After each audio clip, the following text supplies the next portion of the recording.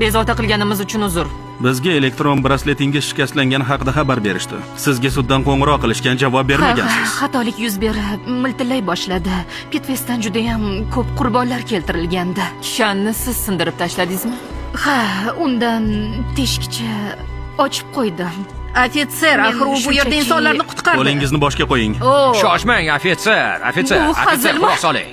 Siz ofitser, quloq soling. Siz qolindingiz. Men oyog'imdagi kishanni o'chirib qo'ygandim, chunki u pishillab ommaviy otishmadan so'ng bemorlarga yordam berishimga xalaqit qilayotgandi. Buni sudda tushuntirib berasiz. Bizda bugun shahar tarixida eng ko'p jabrlanuvchilar bo'ldi. Yana bizga e'tiroz bildirasizmi? Boshqa qiladigan ishingiz yo'qmi? Biror muammo bormi? U elektron brasletni o'chirib qo'ygan. U buzilib qoldi. Uni ustidan vasiylik bo'yicha sud jarayoni ketyapti. Yaqinlashishga taqiq bor. Umuman bo'lmagan Braslet gap. odatdagidek ishlashimizga xalaqit qildi. Agar u brasletni o'chirib qo'ymaganida, ehtimol biz ofitser Stefanini qutqara olmagan bo'lardik. Bu muammoni ertaga hal qilasizmi? Ont ichaman. Kishanni yeching. Rahmat.